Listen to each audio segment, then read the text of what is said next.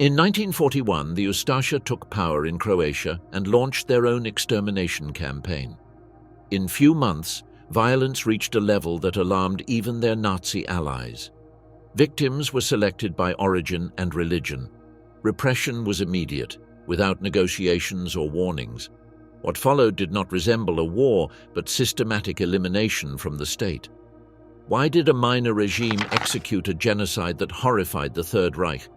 What motivated this ferocity out of all control? And how did a crime of such magnitude remain relegated in the memory of World War II? The rise of the Poglavnik, the bloody origins of the Ustaša.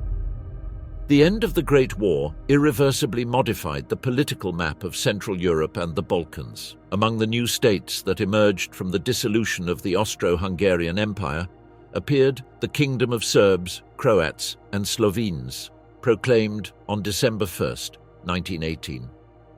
This new political framework brought together under the same monarchy heterogeneous communities in language, religion, and traditions: Orthodox Serbs, Catholic Croats, Bosnian Muslims, Slovenes, and various minorities.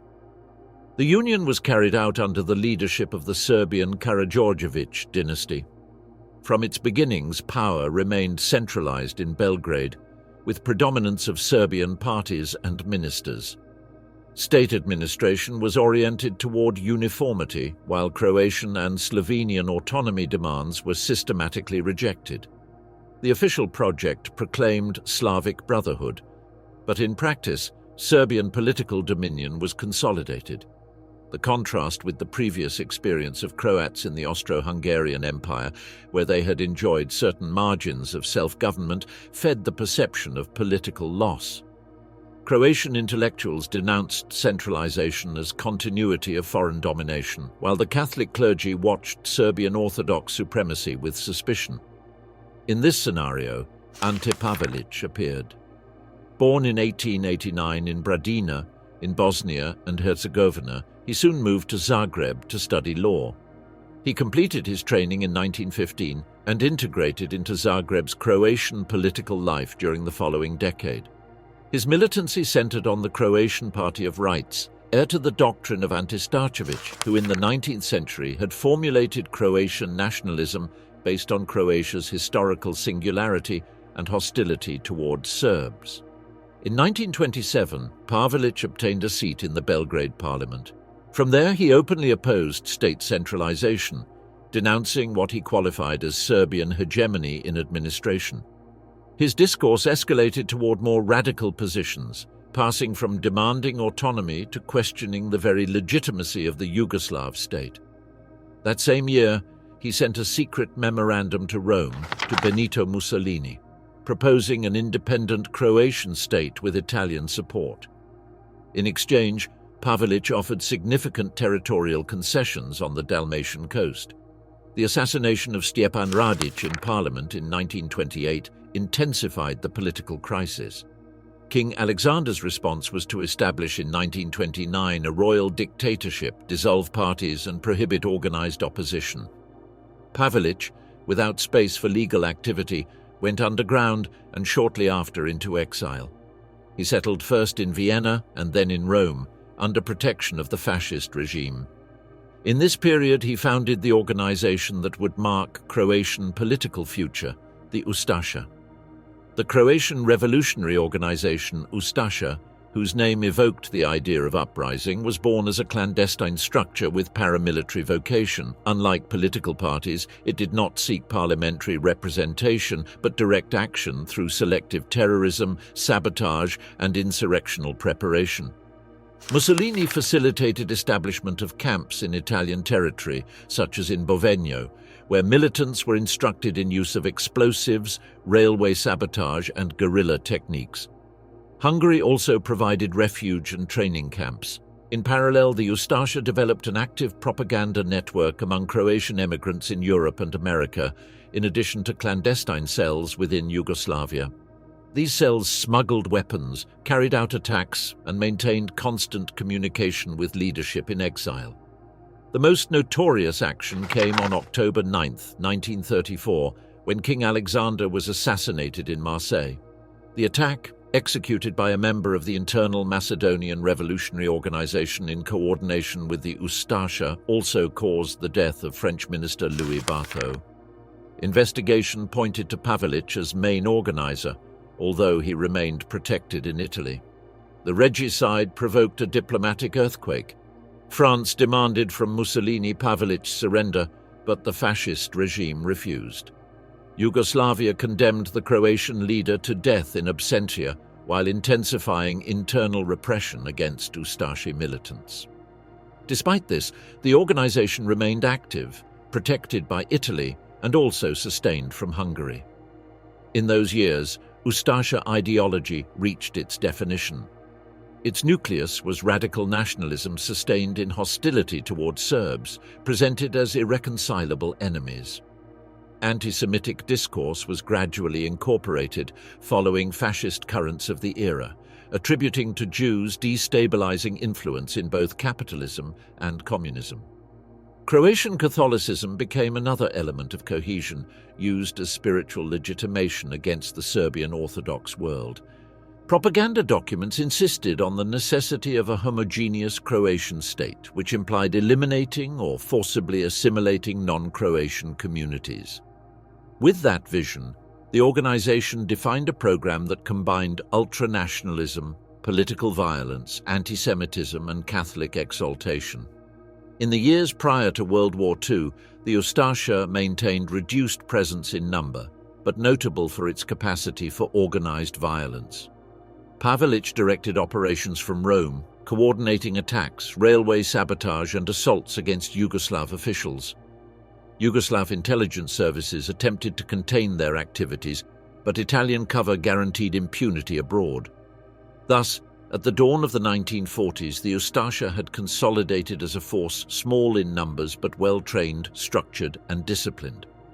With logistical support in Italy and Hungary, with ready arsenals and with ideology defined in terms of ethnic exclusion, it found itself prepared to take advantage of the opportunity that European war would soon offer. The nation forged in fire the birth of the Independent State of Croatia. At the beginning of 1941, the Kingdom of Yugoslavia went through a fragile political situation. Young King Peter II had not yet reached majority age, and effective power was in the hands of a regency headed by Paul Karađorđević. His policy attempted to maintain the country in a position of neutrality on a continent already dominated by Axis victories. Germany had secured its hegemony after defeating Poland, Denmark, Norway, the Netherlands, Belgium, and France. Italy acted as direct partner in the new European order, while Hungary and Bulgaria observed the Balkans as a space of natural expansion. On March 25th, Yugoslavia signed its adhesion to the Tripartite Pact under Dragiša Cvetković's government. The measure intended to avoid immediate invasion, but was received by broad sectors of Serbian population as betrayal of historical links with Western powers. Barely 2 days later, on March 27th, a coup d'etat overthrew the regency. Yugoslav army officers, with covert British support, proclaimed Peter II's majority age and formed a new government that publicly rejected adhesion to the Axis. Hitler's response was immediate. He interpreted the regime change as direct affront and ordered total invasion of Yugoslavia. On April 6th, the Luftwaffe bombed Belgrade in the operation called Punishment, causing thousands of civilian casualties and destroying good part of the capital's center. Parallel, German, Italian, Hungarian, and Bulgarian forces crossed borders from different directions. The military campaign was resolved in barely 11 days. On April 17th, Yugoslav High Command signed unconditional capitulation in Belgrade. The kingdom's territory was then divided among victors following plans already defined in Berlin. Germany annexed northern Slovenia and established military administration in Serbia. Italy occupied the Dalmatian coast, Montenegro, part of Slovenia, and various Adriatic islands. Hungary incorporated regions of Bačka and Baranja, while Bulgaria took Macedonia and eastern sectors of Serbia. At the center of this territorial reorganization, Berlin and Rome promoted creation of the Independent State of Croatia.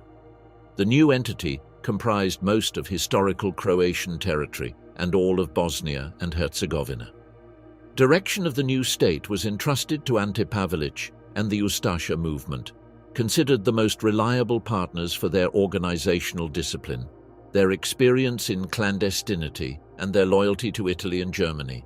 On April 10th, Slavko Kvaternik, in Pavelić's name, officially proclaimed independence from Zagreb, even before the leader returned from exile.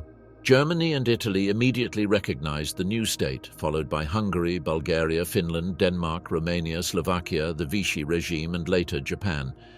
This diplomatic backing granted international legitimacy and facilitated commercial and military relations. Pavelić arrived in Zagreb on April 15th, coming from Rome. He was received in ceremonies organized by the Ustaša and assumed the title of Poglavnik, inspired by denominations used by the Duce and the Führer. From that moment, the regime was configured as a single-party state with total concentration of power in the leader's hands and direct dependence on Germany and Italy. Conditions imposed by Axis powers were clear. Italy demanded cession of extensive coastal territories, including parts of Dalmatia and numerous Adriatic islands. Germany reserved economic control of agricultural, mining, and transport resources. In exchange, both states recognized Pavelić's formal authority over interior territories and guaranteed military backing to his regime. Once consolidated, the new government launched a political program based on ideology formulated during exile. The Serbian population, which represented around one-third of Independent State of Croatia inhabitants, was designated as the main exclusion target. The so-called Third Policy was adopted, which combined expulsions toward occupied Serbia, forced conversions to Catholicism, and physical elimination of sectors considered irreducible. Although not embodied in a single formal decree, this policy was applied through successive measures throughout the regime's first weeks. Catholicism was proclaimed official religion, and massive conversions were organized supervised by priests in coordination with civil authorities. Simultaneously, dissolution of the Serbian Orthodox Church in Croatian territory was decreed. Bishops were expelled or detained, monasteries closed, and temples transferred to Catholic administration. In parallel, the regime introduced racial laws following the German model. On April 30th, decrees were issued that imposed visible badges on Jewish population, prohibited exercise of professions, confiscated properties, and dissolved community associations. Gypsies and Jews were excluded from citizenship through the citizenship law promulgated that same month. Aryanization regulations transferred businesses and goods to hands of Croats considered racially pure, managed by local commissions charged with evaluating political loyalty and ethnic purity of beneficiaries. The repressive apparatus was quickly structured. The Ustaška Nadzorna Služba, or supervision service, became the central political police with broad faculties to make arbitrary arrests, watch opponents, and execute summary punishments. Special tribunals were created to apply the law on defense of people and state, which provided death penalty for acts defined as regime opposition. Public administration was reorganized under a rigid hierarchical model.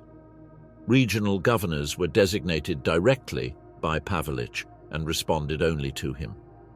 The educational system, unions and youth and women's associations, remained integrated in structures controlled by the party. Official propaganda presented the independent state of Croatia as culmination of national aspirations, while justifying violence against minorities as requirement of homogeneity. On the international level, most Western powers refused to recognize the new state. The Vatican established official contacts, but avoided full recognition due to concerns about forced conversions and religious violence. In matter of weeks, the political project that Pavelić had conceived in clandestinity was transformed into a single-party regime with total control of territory assigned by the Axis. However, from the beginning it was clear that the new entity depended absolutely on Germany and Italy, while its internal policies inaugurated a period of systematic violence against entire communities. This unstable balance between nationalist ambitions and foreign tutelage marked the first steps of the independent state of Croatia in a war scenario that was just beginning. Terror without refuge, massacres and forced conversions.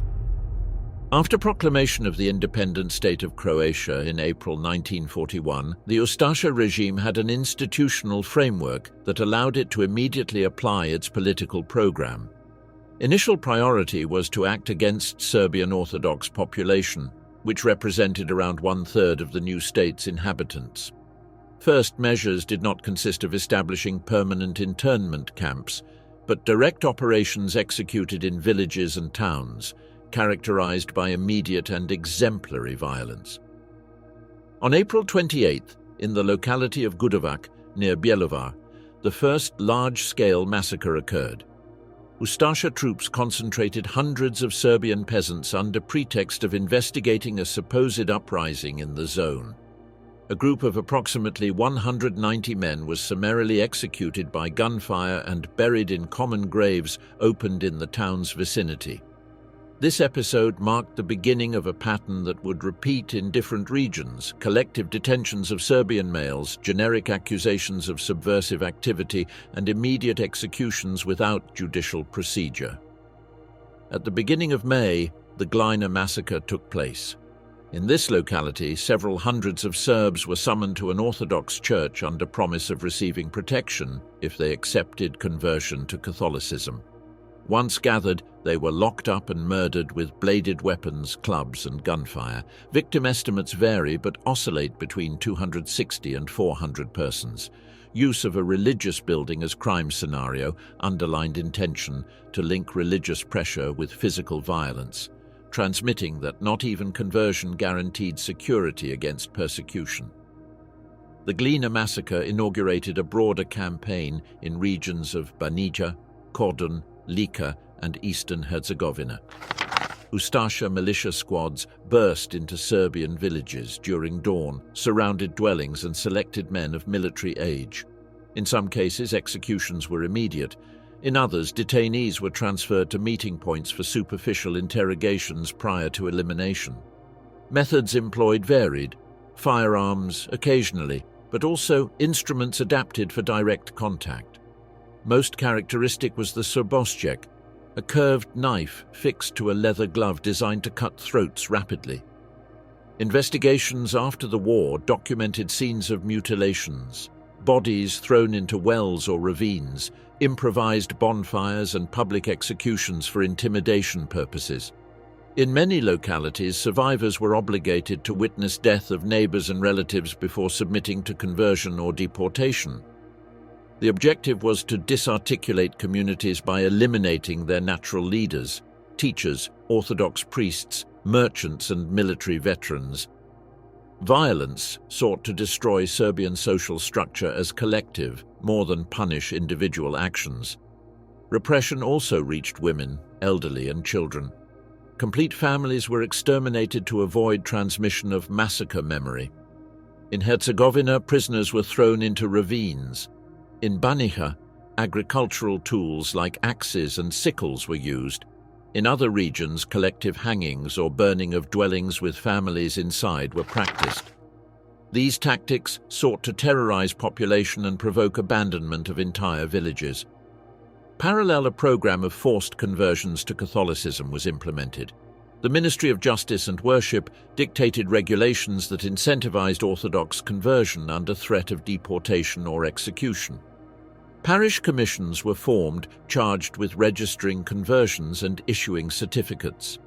Public ceremonies were organized in which groups of families were obligated to formally renounce orthodoxy before priests and officials. Catholic clergy participation varied according to region. Some priests actively collaborated supervising collective conversions. Others fulfilled directives formally, without direct personal involvement.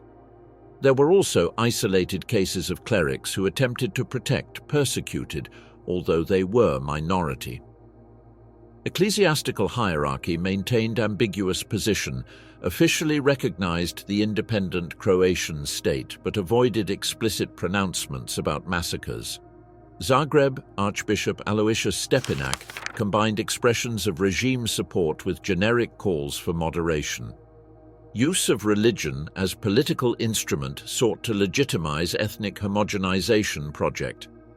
Catholicism was presented as requirement for full citizenship, while orthodoxy was identified with disloyalty and potential rebellion. However, conversion did not always guarantee protection. Many converts remained under suspicion, subjected to constant vigilance, and even persecuted subsequently for simulation accusations. Uncertainty maintained communities in permanent situation of vulnerability. Throughout 1941 and 1942, these operations repeated in dozens of localities. Combination of massacres, conversions, and expulsions provoked emptying of entire towns in key regions like Kordun, Lika, Banija, and central Bosnia. Properties of eliminated families were confiscated and transferred to Croatian colonists or administered by the state.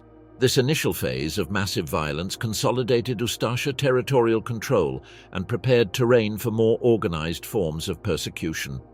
Local extermination policy and systematic religious pressure showed that the regime was disposed to apply its homogenization project without humanitarian limitations or fear of international consequences. Jasenovac, the death factory, the hell of the Balkans.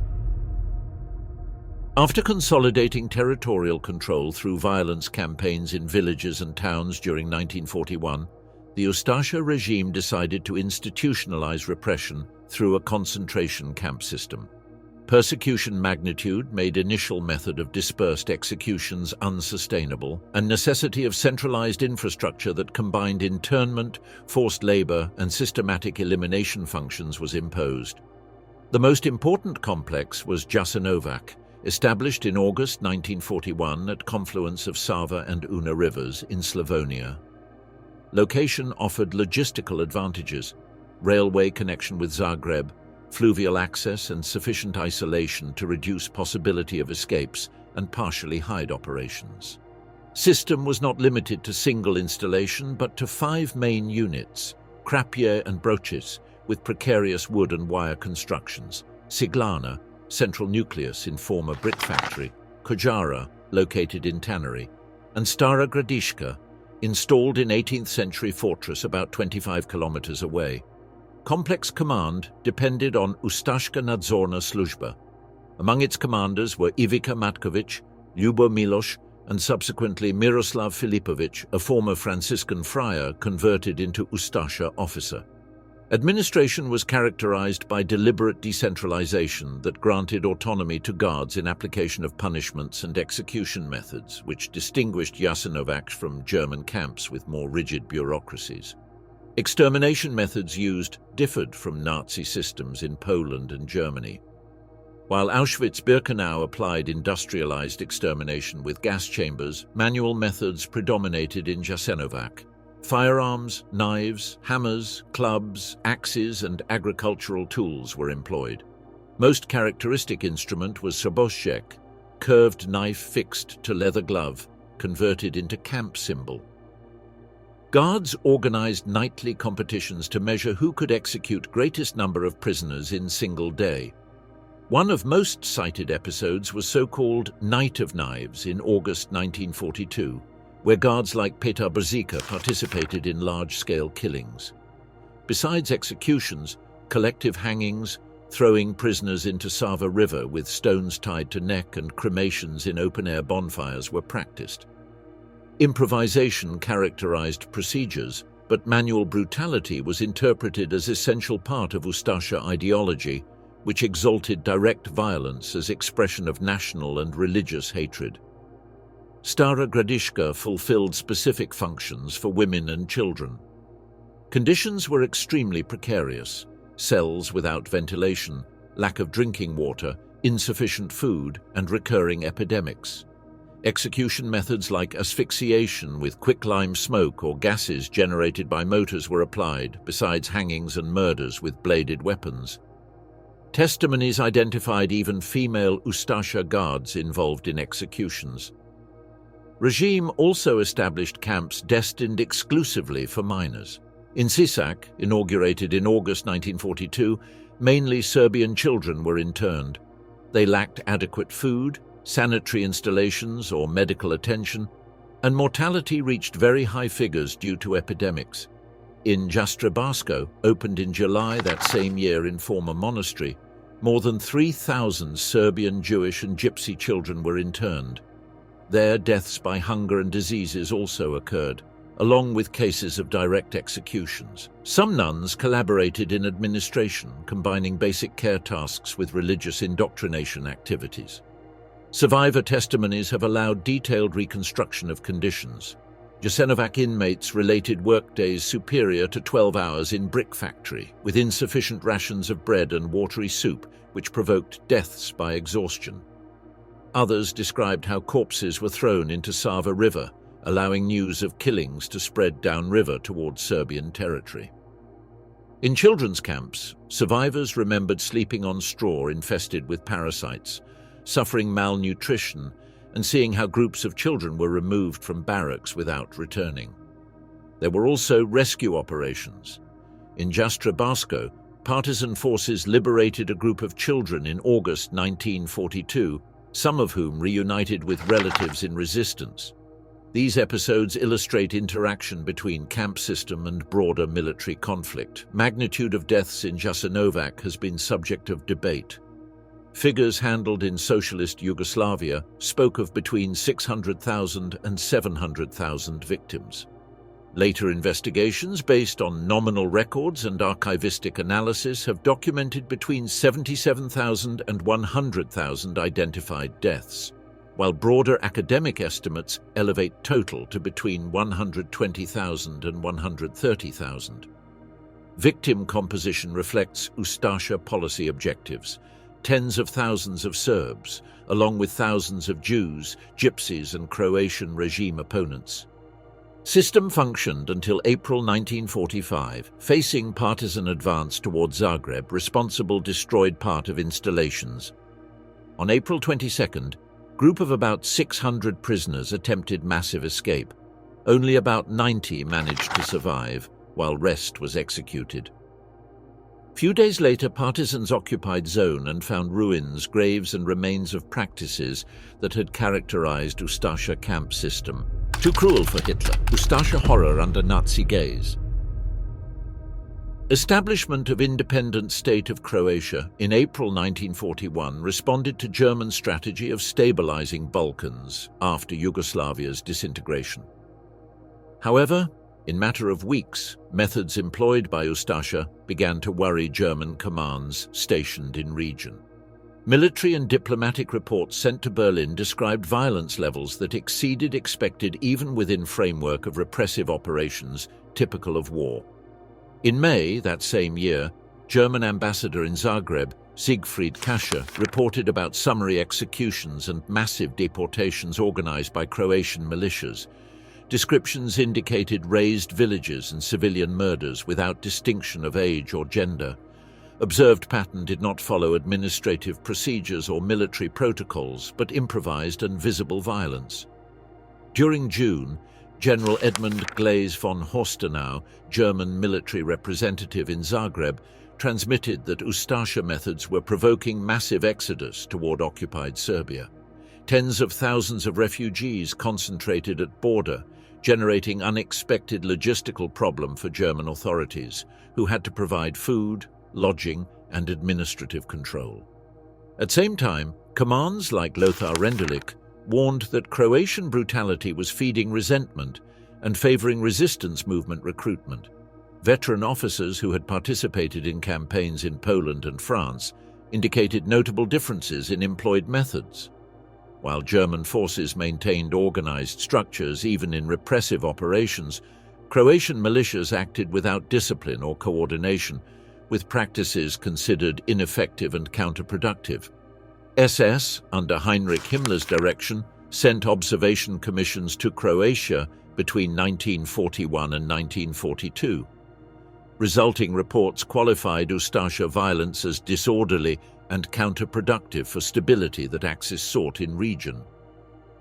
Himmler emphasized in internal documents that repression should be executed through controlled procedures, registered deportations, systematic internment, and, when estimated necessary, organized extermination. Visible executions in squares or temples, Germans indicated, attracted international attention and generated testimonies that filtered beyond borders. Relationship between Croatian atrocities and resistance growth was reflected in various documents. Wehrmacht intelligence report from 1942 established direct correlation between massacres and partisan activity. In localities where forced conversions or collective executions had occurred, male survivors tended to incorporate into armed struggle. Alexander Löhr, Commander-in-Chief of Army Group E, informed Berlin that Croatian regime brutality constituted main recruitment factor for what was officially called bandits, term used to designate Tito's forces. German documents included direct observations. Glaise von Horstenau related in 1942 complete destruction of villages in Bosnia, with burned dwellings and corpses exposed in streets. Impact of these scenes was notable even for soldiers with Eastern Front experience. Another report, elaborated by SS officer in Sarajevo, mentioned entire villages depopulated in matter of days, with women and children eliminated along with men, which derived in appearance of insurgency foci in nearby mountains. Refugee problem reached significant proportions. Documents from military administration in Serbia registered more than 200,000 persons arrived from Independent State of Croatia during summer 1941. This massive displacement complicated German control of region and absorbed unforeseen resources. Tensions were also reflected in relationship between Croatia and Italy. Rome Treaty of May 1941 had delivered Dalmatian coast to Rome, generating resentment in Zagreb. Italian commands coincided with German criticisms about Ustaša violence counterproductivity, warning that their excesses destabilized areas under Italian control. In western Bosnia and Herzegovina, Italian troops intervened directly in 1942, declaring pacified zones under their exclusive occupation and even offering temporary protection to Serbian communities against Croatian incursions. Differences responded to distinct conceptions about territorial control. For Berlin and Rome, Balkans were strategic rear necessary for operations against Soviet Union and communication route toward Greece. Indiscriminate Ustaša violence put these objectives at risk by generating permanent insurgency foci. Germany sought minimal stability to maintain supply lines, while Italy attempted to consolidate its Adriatic expansion without constant armed resistance. Result was unstable balance. Pavelić maintained formal loyalty toward Hitler and Mussolini, but applied internal policy that made both uncomfortable. Berlin began doubting Independent State of Croatia's administrative capacity, while Rome distrusted Croatian nationalist aspirations. Even so, neither of two was disposed to replace regime. Croatia remained useful ally against partisans and buffer state against any Yugoslav restoration. Thus, Axis maintained formal backing to Pavelić regime while expressing private criticisms about its methods. Germany continued with military and logistical support supply, but increased operations supervision. Italy sustained diplomatic recognition and expanded direct control over strategic territories. Dynamic created paradox. Independent State of Croatia existed thanks to Axis backing, but its own brutality undermined stability that Germany and Italy needed in Balkans. The last refuge, defeat of the Ustaša regime. Independent State of Croatia reached its maximum extension and operational capacity between 1941 and 1942, when Axis powers maintained firm control over the Balkans. From 1943, situation changed progressively and decisively. Allied advance in Mediterranean, along with growing organization of internal resistance in Yugoslavia, weakened position of Ante Pavelić regime, dependent at all times on German and Italian military backing. From first years of occupation, armed resistance movements had emerged. Chetniks of monarchist orientation and majority Serbian base operated under Draža Mihailovic's command.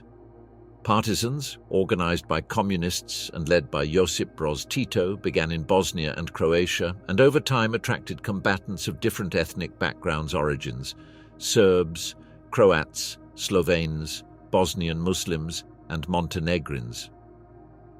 By 1942, they had already established rudimentary administrations in mountainous zones outside Ustaša control, while Croatian army failed to suppress these insurgency foci. German response was to coordinate large-scale operations. Most important was Operation Weiss, or Fourth Axis Offensive, between January and March 1943. It gathered around 90,000 soldiers among Germans, Italians, Croats, and Chetnik contingents. Objective was to destroy main partisan nucleus in western Bosnia. Axis troops managed to encircle Tito in Neretva River region, but partisans organized audacious retreat, crossing river in winter and destroying bridges behind them. Although they suffered important casualties, they conserved command structure and escaped annihilation. Few months later, Operation Schwarz, or Fifth Axis Offensive in Montenegro and Sanjak, again gathered German, Italian, and Croatian forces. Once more, partisans avoided total destruction through strategic retreat toward eastern Bosnia. These failures showed that resistance could survive massive offensives, which increased Tito's international legitimacy. Italian surrender in September 1943 further altered situation. Zones occupied by Italy in Dalmatia, Montenegro, and parts of Bosnia remained in power vacuum. Partisans moved quickly to occupy strategic positions and seize abandoned armament. Independent State of Croatia attempted to extend its authority over Dalmatia, but German control and partisan activity prevented it. Berlin deployed additional troops in Adriatic, increasing Croatian dependence on Germany. In 1944, Soviet offensive in Romania and Bulgaria opened door to Balkans. Partisans received greater logistical support from allies and in October entered Belgrade along with Red Army. German occupation in Serbia came to its end. In Croatia and Bosnia, Ustaša regime maintained control over main cities, but rural zones were in partisan hands. Croatian troop morale deteriorated, desertions increased, and army was reduced to defensive tasks coordinated with Wehrmacht.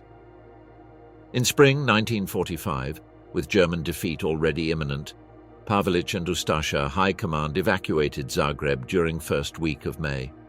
Tens of thousands of soldiers, officials, and civilians undertook retreat toward Austria, hoping to surrender to British forces. March was carried out in chaotic conditions, under pressure from partisans advancing from various directions. On May 15th, in Bleiburg, Carinthia, Croatian representatives attempted to deliver their weapons to British. These rejected surrender and transferred prisoners to Tito's forces, according to Allied commitments. Thousands were summarily executed or sent in forced marches back to Yugoslavia, known later as death marches, characterized by shootings, hunger, and diseases.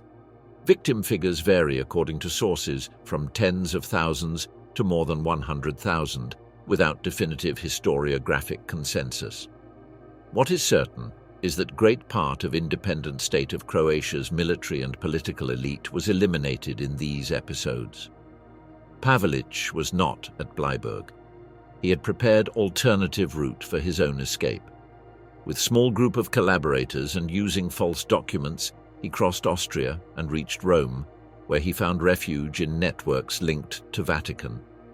These escape structures, known as ratlines, helped numerous Axis collaborators flee toward Latin America in context where Western powers began valuing certain ex-fascists as potential allies in Cold War. In 1948, Pavelić moved clandestinely to Argentina under Juan Domingo Perón's government, which offered refuge to European ex-fascist leaders. He lived in Buenos Aires under covert identity, maintaining political activity among Croatian exiles. In 1957, he was gravely wounded in attack, which obligated him to move to Spain. Francisco Franco's regime granted him asylum until his death in Madrid in 1959, consequence of wounds received in attack, without ever facing trial for crimes committed during his government. The forbidden memory, from genocide to conflict in the Balkans. Defeat of Independent State of Croatia in 1945 ended political existence of Ustaša regime, but did not close questions about how to process its crimes or what to do with its leaders and collaborators. New Yugoslav state, led by Josip Broz Tito, inherited double task: administer retroactive justice and at same time construct official narrative about war that would serve as legitimacy base for socialist Yugoslavia. Immediately after Zagreb occupation, communist authorities initiated systematic arrests of Ustaša administration members, officers of their armed forces and local collaborators. Special military tribunals were established that acted during 1945 and 1946 in multiple cities. Among accused figured government ministers, police chiefs, propaganda apparatus responsible, and concentration camp administrators. Sentences included numerous death condemnations and prolonged prison terms. However, magnitude of Ustaša repressive apparatus, added to massive flight of leaders in war's last days, limited real scope of processes. Some leaders managed to escape. Andrija Artuković, Interior Minister, managed to reach United States, where he lived under false identity for decades. His extradition to Yugoslavia only occurred in 1986. He was condemned to death, but died in prison before sentence execution. Vjekoslav Luburić, responsible for camp system, took refuge in Spain under Francoist protection, where he continued political activity in exile until his assassination in 1969. These examples reflect Yugoslav justice's difficulty to reach main responsible. Immediate repression also included summary executions of minor collaborators, carried out without formal trials in months following liberation. These measures responded to desire for revenge, but also to political objective of eliminating possible opposition in post-war. Estimates about number of extrajudicial executions vary and remain subject of debate in contemporary historiography. Meanwhile, Ante Pavelić managed to escape through Austria and Italy with help from ecclesiastical networks and international contacts.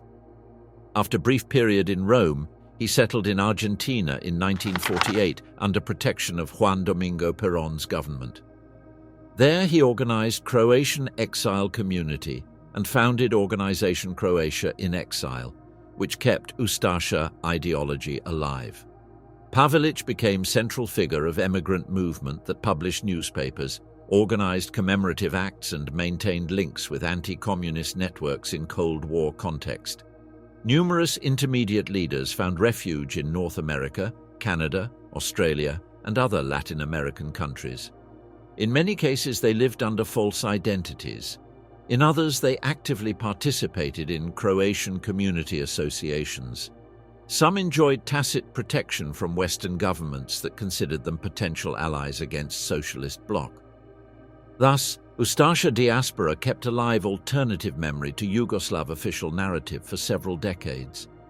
Tito's regime integrated Ustaša defeat into new Yugoslavia's foundational narrative. Independent State of Croatia crimes were presented as irrefutable proof of necessity for multinational socialist state that would guarantee unity among previously confronted peoples. In this framework, memorials, museums, and places of remembrance were erected. Most emblematic was Stoneflower Monument in Jasenovac, inaugurated in 1966, which symbolized shared sacrifice of all Yugoslav communities. Official policy emphasized anti-fascist struggle as common experience. It was highlighted that among victims were not only Serbs, Jews, and Gypsies, but also Croatian opponents to Pavelić regime. This interpretation diluted specifically ethnic dimension of massacres in favor of integrating narrative necessary to consolidate socialist Yugoslavia. However, in family and community sphere, particular memories persisted. Among Serbs of Croatia and Bosnia, memory of Ustaša massacres was transmitted as experience directed against their collective identity, maintaining parallel memory that coexisted with official discourse. Yugoslavia's dissolution at end of 80s reactivated these latent memories. In Serbia, Slobodan Milošević regime systematically used Independent State of Croatia atrocities as propaganda tool. Jasenovac and other massacres were invoked in political speeches, media, and military propaganda to mobilize population against Croatian and Bosnian independence. Memory of Ustaša crimes was presented as proof of constant historical threat towards Serbs. In Croatia, nationalist movement led by Franjo Tuđman officially distanced itself from Pavelić regime, but some sectors adopted symbols and expressions associated with Ustaša. During independence war cases of units using Za dom spremni greeting and public manifestations with iconography linked to Independent State of Croatia were documented. This ambiguity fed accusations of ideological continuity between contemporary Croatian nationalism and fascist collaborationism of the 40s. Debate about Ustaša legacy thus acquired central dimension in Yugoslav conflicts of 90s. For Serbian propaganda, Croatia reproduced Independent State of Croatia model. For Croatian sectors, constant evocation of Jasenovac was used as justification for Serbian aggression. Genocide memory became contemporary political weapon. In historiographic sphere, Yugoslavia's collapse opened space to revisionist currents in Croatia. Some nationalist historians and politicians began questioning Jasenovac victim figures, reducing them to tens of thousands against hundreds of thousands, sustained by Yugoslav historiography. Revisionist publications presented Independent State of Croatia as legitimate project of national independence, minimizing or denying atrocities. It was argued that figures had been inflated by communist propaganda to delegitimize Croatian nationalism. These currents found echo in popular culture and public manifestations. Songs, symbols and slogans linked to Ustaša reappeared in certain contexts, especially in sporting events and nationalist celebrations. Although Croatian legislation prohibits fascism exaltation, law application has been irregular, which has permitted persistence of expressions of sympathy toward Ustaša ideology. Revisionism was contested by Croatian and international academics who defended validity of accumulated historical documentation. Institutions like Yad Vashem and Holocaust Museum in Washington recognized Jasenovac as extermination camp and maintain that victims are counted in hundreds of thousands. Current investigations coincide in figures oscillating between 70,000 and 130,000 dead, reflecting both documentary limitations and methodological divergences, but confirming genocidal magnitude of Ustaša system. Dispute about memory was also reflected in destiny of monuments built in Yugoslav era. During 90s wars, several memorials were destroyed, vandalized, or abandoned. Jasenovac complex itself suffered negligence, although subsequently was restored. In other localities, plaques and cemeteries were removed, reflecting contemporary tensions about past interpretation. In Croatia, after 1991, memory preservation became political battlefield. For some sectors, Yugoslav monuments represented communist manipulation. For others, their conservation was indispensable for reconciliation and European integration. These differences have prevented unified national memory, keeping open debate about Independent State of Croatia, meaning, and its legacy. In Bosnia-Herzegovina, memory of Ustaša genocide intertwined with violence experiences of 90s. For Bosnian and Serbian communities, comparisons with World War II became inevitable references during contemporary conflict. Thus, Pavelić regime heritage continued influencing politics and interethnic perceptions half-century after its military defeat. On international level, memory of Ustaša and Jasenovac is maintained as part of Holocaust and European genocide study. Human rights organisms, museums and academics continue investigating, preserving archives and educating about atrocities. At beginning of 21st century, Jasenovac figures alongside Auschwitz, Treblinka and other camps as symbol of extermination in Europe, although its memory remains object of dispute in Balkan political context. Military defeat of Independent State of Croatia did not eliminate ideology that sustained it. Its leaders found refuge in exile. Its memory was reinterpreted under different political contexts, and its crimes became matter of historical and propaganda dispute. In Balkan societies, memory of Ustaša remains as divided symbol. For some, maximum expression of crime and betrayal. For others, instrumentalized episode that hides legitimate national aspirations. Legacy of Pavelić regime, more than 7 decades after its disappearance, continues influencing politics, memory, and identities of region.